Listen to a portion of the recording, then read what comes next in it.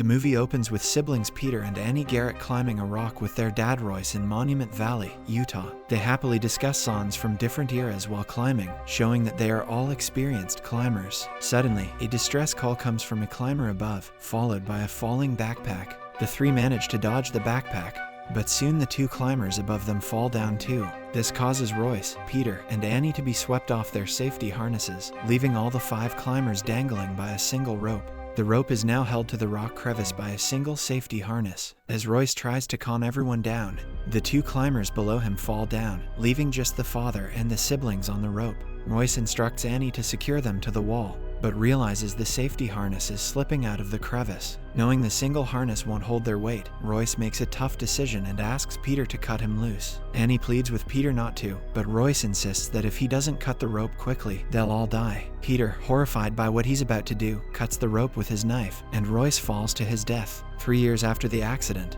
Peter is taking photos of 2 rare snow leopards in the hills near Mount K2 for National Geographic. As the weather worsens, he starts heading back down the mountain with his porter. Unfortunately, the porter falls and breaks his leg. Peter quickly takes the injured porter to a Pakistani military helicopter that is going to a hospital in Siachen Glacier to deliver medical supplies. As the helicopter flies away, a Sports Illustrated magazine blows out of a nearby tent. The cover features Annie Garrett as one of the best climbers of her time. On the helicopter ride, the pilot, Major Rassel, tells Peter that he will drop him off at Mount K2 base camp on the way back from the hospital. He then reveals that Annie is also at the base camp. Since the accident in Monument Valley, the relationship between the 2 siblings rarely communicate with each other. Upon reaching the glacier, Peter is shocked to discover that the hospital is only receiving 25% of the total medical supplies delivered by the helicopter. The remaining supplies are being diverted to a massive 40-man team led by American billionaire Elliot Vaughn, who has brought them to K2. On the return trip from the hospital, Major Rassel informs Peter that Annie is heading a WNN documentary team up K2, which is being funded by Vaughn. Upon further inquiry, Peter learns that Vaughn attempted to summit K2 from the south face 4 years ago. However, due to a severe weather change, his ascent was cut short just 800 meters from the peak. Despite enduring a harrowing night in the death zone, Vaughn managed to descend the next day, demonstrating his exceptional climbing skills. Upon reaching the base camp, Peter is greeted, rather awkwardly, by his sister Annie. She reveals that they are leaving tomorrow, and they plan to summit the mountain within 2 p.m. on Wednesday, much to the surprise of Peter. Peter asks if anyone could schedule summiting a mountain, and suggests that the climbing party should slowly summit the mountain after acclimatization and constant checking of weather. In response, Annie scoffs off and curtly replies that she trusts and admires Vaughn's plan. The base camp is abuzz with a varied cast of characters, including 2 naked hippies, Malcolm and Cyril Bench, lounging by the fire, seemingly under the influence of alcohol. A ragged, long-haired old man emerges from his tent to witness 2 helicopters descending upon the base camp. Stepping out of the helicopter amidst much fanfare and media attention is Vincent Vaughn. He warmly greets Annie and Tony McLaren, a celebrated mountaineer with a remarkable collection of records in the mountaineering world. Meanwhile, Peter encounters Skip, who operates a struggling mountain guiding company, and his manager and medic, Monique. Skip informs Peter of Vaughn's ambitious plan to summit K2 precisely at the moment when the inaugural flight of his new airline, Majestic Flights, soars over the peak, creating a captivating photo opportunity. That night, Vaughn hosts a lively party at the base camp, where he openly shares his remorse over the misfortune that halted his previous summit attempt 4 years ago. With unwavering confidence, he reiterates his audacious plan to ascend to the peak in a short amount of time. Amidst the boisterous cheers and applause, the enigmatic long-haired, bearded man from earlier emerges from the crowd and boldly confronts Vaughn about his ill-conceived plan. This grizzled mountaineer is none other than Montgomery Wick, a former army comrade of Peter and Annie's father. Interestingly, Wick holds the extraordinary record of summiting K2 in a remarkable 24 hours. Despite Wick's intimidating presence and direct challenge, Vaughn's smooth rhetoric and charm enable him to deflect the questions, allowing the party to continue unabated. Later, under the cloak of darkness, Wick shaves his beard and sets off towards the mountain. Meanwhile, Peter seeks out his sister, Annie, in her tent, where their simmering tensions erupt. Annie, still grappling with the weight of their father's death, holds Peter accountable for his demise. She confronts him, questioning his decision to abandon climbing. With a tearful farewell, Peter wishes his sister well and departs. The day of the ascent comes and Vaughn's teammate of Annie, McLaren, himself, mountaineer Ali Nazir, and one other bid their base support team farewell. As Peter watches the helicopters fly away, he notices a small stone memorial for Mayana Wick, Montgomery's late wife. As the climbing party ascends K2, first Vaughn and then McLaren notice spindrift blowing off the mountain's summit. In the high mountains, spindrift is a sign of an approaching storm and potential avalanche, so McLaren contacts the base team for a weather update. He learns that a storm is brewing that could potentially reach their location, but Annie suggests they continue climbing as the storm might head east, away from them. McLaren argues that he cannot risk a storm at 26 feet for a publicity stunt, to which Vaughn replies that he doesn't care about the publicity. He only wants to summit the mountain because this is their only chance. Reluctantly, the party presses on, continuing their ascent of the mountain. At the base station, the support team receives alarming weather updates. The winds are intensifying, the pressure is dropping, and clouds are rapidly approaching the climbing party. Meteorologist Max urges the base team to instruct the climbers to descend immediately, but Frank Williams, the head of Vaughn's base team, stubbornly insists on proceeding with the summit attempt. Enter Peter, who identifies himself as Annie's brother. He expresses his concern about the rising winds and the impending storm. Despite Frank's dismissive attitude, Max reiterates that the data confirms the imminent arrival of severe weather. Horrified, Peter forcefully seizes the radio control system and contacts Tom McLaren, warning him of an approaching major storm from the south. Tom, unfamiliar with Peter, dismisses his warning until Skip intervenes, warning Tom to descend immediately or face grave danger. Acknowledging Skip's credibility, Tom orders everyone to begin their descent. However, Vaughn manages to manipulate Tom into keeping the climb going by labeling Skip as a second-class hustler who wishes he could be in Tom's shoes. The storm suddenly arrives, forcing Tom to descend, followed by a disgruntled Vaughn. However, before they can secure their footing in the raging blizzard, Annie slips into a crevasse, pulling Elliot Vaughn with her. To make matters worse, an avalanche slams into the area, sweeping McLaren into the crevasse and killing the other two climbers in their party. McLaren survives the fall with severe injuries, but they lose contact with the base camp. Back at the base camp, a somber mood prevails as attempts to establish contact with the climbers prove futile. However, Peter devises an ingenious plan to connect with his sister through Morse code using the damaged radio signal.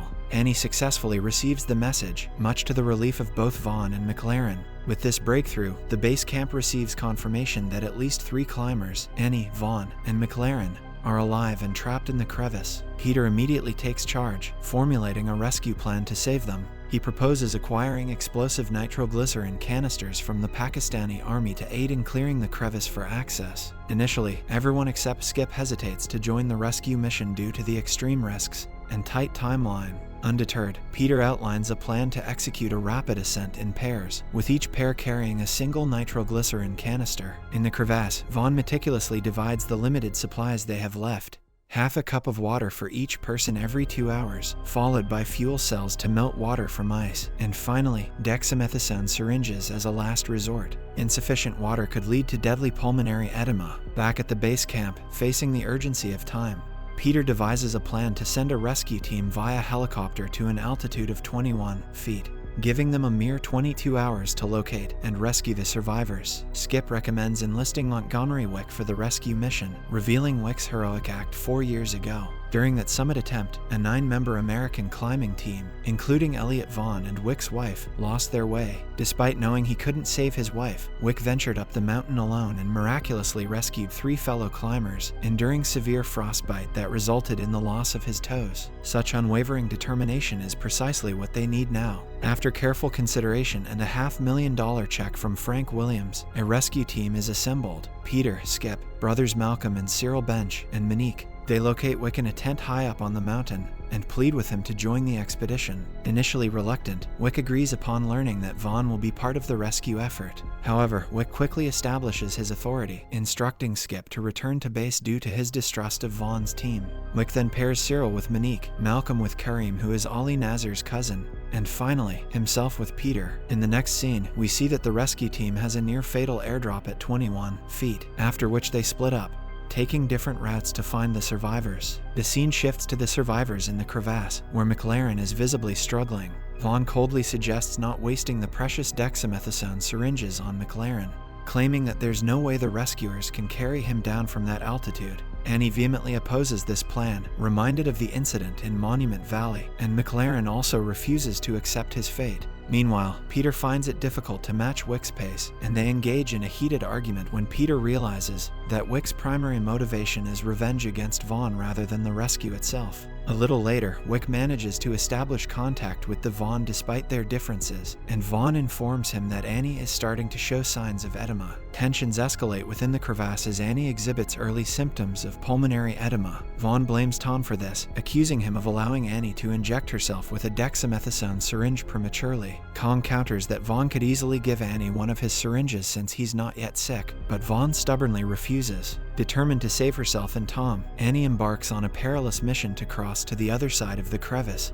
and retrieve Ali Nazir's backpack. Despite narrowly escaping death, she successfully retrieves the backpack and discovers 4 more dexamethasone syringes. She immediately injects herself and Tom, much to Vaughn's disapproval. Amidst the harsh terrain, Monique and Cyril encounter a devastating setback when Cyril loses his footing, causing the nitroglycerin canister to plummet down a steep rock face. The resulting explosion triggers an avalanche, tragically sweeping Cyril to his death. Monique, barely escaping the avalanche's wrath, manages to rejoin Peter and Wick. News reaches the base team that the nitroglycerin canisters are highly volatile and prone to explosions, even when stored within secure containers. Upon receiving this critical information, Skip alerts Wick, who promptly instructs Peter to move their canister into the shade. They also manage to warn Malcolm and Kareem, who hastily move their canister as well. Unfortunately, they fail to notice a leak developing in their canister. As the nitroglycerin seeps out and comes into contact with sunlight, it ignites in a catastrophic explosion,